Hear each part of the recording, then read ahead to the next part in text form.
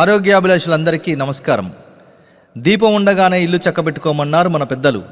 ఇల్లు చక్కబెట్టుకోవడానికి మరి ఇంట్లో వెలుగు ఉంటే సరిపోతుందా? ఒంట్లో శక్తియుక్తులు, శరీరంలో ఆరోగ్యం, మెదడులో చైతన్యవంతమైన ఆలోచనలు కొలువై ఉంటేనే కదా ఏదైనా చక్కబెట్టుకోగలిగేది. మన అంచనాలు ఆకాశంలో ఉంటాయి, మన లక్ష్యాలు కక్షలు దాటేస్తూ ఉంటాయి, మన ఆలోచనలకు అవధులుండవు, మన నిర్ణయాలు ఎంతో కఠినంగా ఉంటాయి, మన కోరికలు కళ్ళాలు తెంచుకొని పరిగెడుతుంటాయి. మనము ఆ వలయంలో చిక్కుకొని పరుగుడుతూనే ఉంటాము. కానీ విచిత్రం ఏమిటంటే తదనుగుణంగా మన శరీరం సంసిద్ధంగా ఉండదు.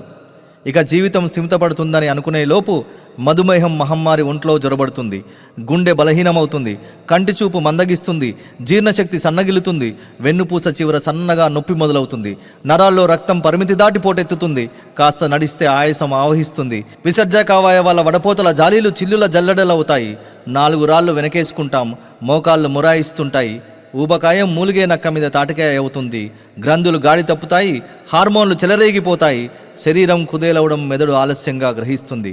కారణం మన మనసుకి, మన ఆశయాలకు, మన లక్ష్యాలకు ఇచ్చిన ప్రాధాన్యత మన శరీరానికి, ఆరోగ్యానికి ఇవ్వకపోవడమే అని అంటున్నారు ఆ నిత్య తపస్వి. అలా కాకూడదు, ఎవరు అనారోగ్యం పాలవకూడదు అంటూ మనం తప్పిన దారిని, మనం విడిచిన గత జీవన విధానాల్ని తిరగదోడి బోధిస్తున్నారు ఆ ప్రకృతి వైద్య నిపుణులు.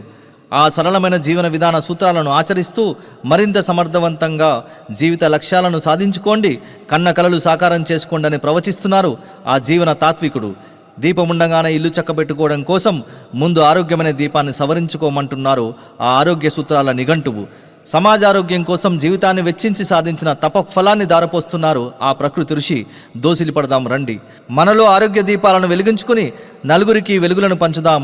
ఎందరో ఇల్లు చక్కబెట్టుకుంటారు అని అంటున్నారు ఆ ప్రకృతి ఋషి, ఆ నిత్య తపస్వి, ఆ ప్రకృతి వైద్య నిపుణుడు, ఆ జీవన తాత్వికుడు, మన తెలుగు జాతికి సుపరిచితులైన doctor APJ Abdul Kalam national award గ్రహీత, ఏ లివింగ్ చెరక బిరుదు గ్రహీత, ప్రముఖ ప్రకృతి వైద్య నిపుణులు డాక్టర్ రామచంద్ర మరియు డాక్టర్ పద్మా గార్లచే ప్రకృతి జీవన విధానం గురించి 21 రోజుల శిక్షణతో తెలుసుకుందాం.